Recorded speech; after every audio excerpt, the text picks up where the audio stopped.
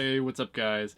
Today I'm very excited to talk about an anime classic from the legendary Hayao Miyazaki, which is in fact his first ever directorial debut for a feature film that is none other than Lupin III, The Castle of Cagliostro, or Cagliostro. I'm never quite sure how that's pronounced, but I know that's how they say it in the English dub of the film, so I'm going to go with the Cagliostro. This film came out in 1979, and while it wasn't the first Lupin III film that we have ever seen, it was the first one from Hayao Miyazaki, and he had worked previously on a Lupin III television series as well. So not only did I want to talk about this film, but I also wanted to touch on the fact that it is now the 40th anniversary.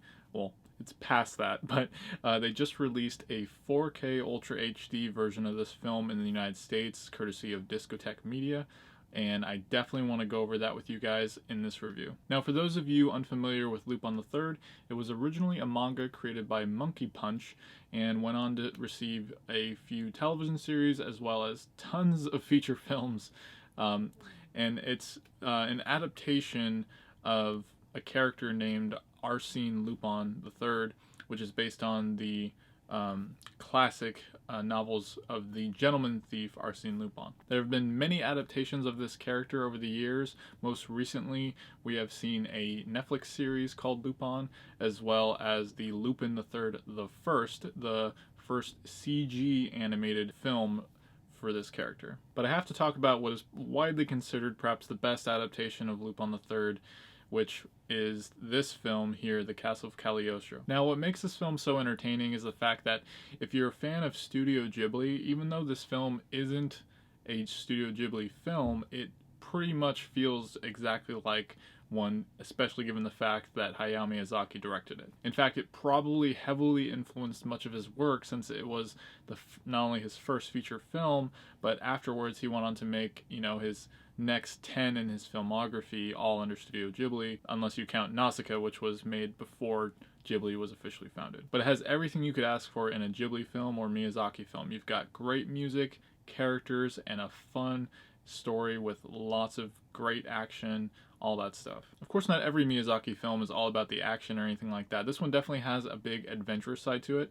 The plot being about Lupin III and his good old partner Jigen, how they realize that some money they have recently taken from a casino is actually counterfeit, and they want to find the source of this. So as they're trying to escape, we come across a woman named Clarice, who we later find out is being forced to marry a man named Count Cagliostro. So this is where Lupin comes into play, when he finds out that this man is behind some kind of operation, and he also wants to see if he can help rescue Clarice. Now, I don't want to give too much more away than that, especially if you've never seen this film. It's definitely worth your time and a classic. I just want to make sure you got all the basics down. Now, to start things off, for fans of Lupin, you've got all the classic characters here, all the ones that you would expect. You got Lupin, you got Jigen, you even got Goemon and Zenigata, and then you also got Fujiko. Some of them have more prominent roles than others in this film, but they all have little moments here to shine. And I think especially Goemon has one of the best lines in the film and kind of steals it. But what I'm really excited to talk about, and what really blew me away about watching this film this last time, was the fact that I finally got to see it in 4K.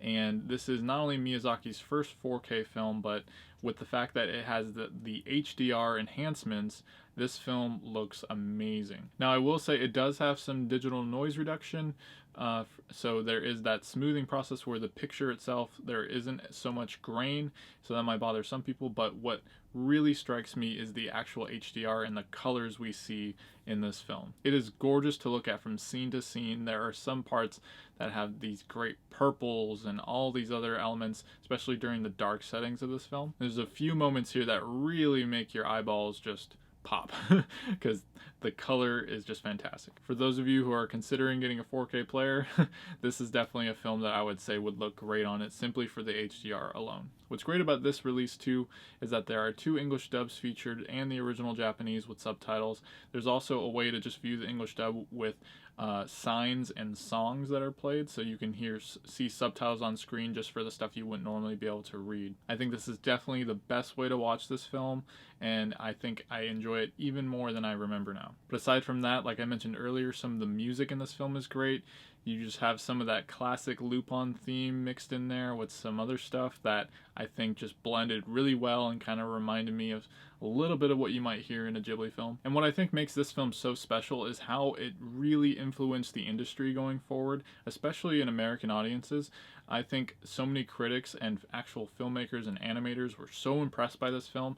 It supposedly had a huge influence on people such as John Lasseter and other people in Pixar, especially in the storytelling structure for films like Toy Story 2. Like, it really made a great impact in the industry. And who knows where Miyazaki's career would have went if he never made this film. Now, it does get some flack for those of you who are hardcore Lupin fans, because most people know that this character has more ruthless criminal and more adult-oriented aspects to him than what is seen in this film. There are a few moments here and there where it kind of sneaks in a little bit, you know, the womanizer side of him and some other little dynamics, and the language in the film is a teeny bit explicit at times. I should mention there is a family-friendly version of the dub in this release too, so for those of you who might be wanting to show it to your kids. But nonetheless, it is a really fun time for almost every age, and I think it not only has aged really well for being a film that came out in 1979, but there are a lot of little surprises in this film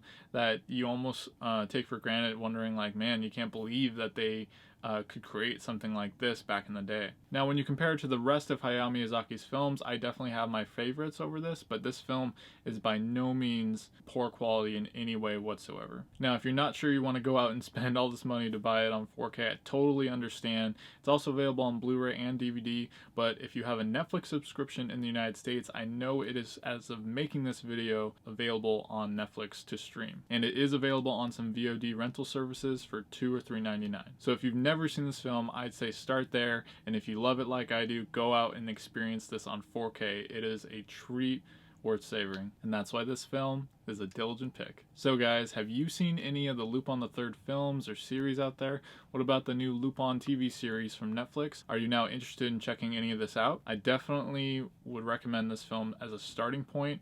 Go from there, and if you enjoy it, maybe check out the most recent film, Lupin the Third: The First. I'd love to hear what you guys have been watching lately. If there's anything you would recommend to me, please let me know down in the comments. As always, my name is Dylan, and if you love entertainment, subscribe to my channel while this video ends and send me a thumbs up before you go. Thanks for watching, and stay diligent.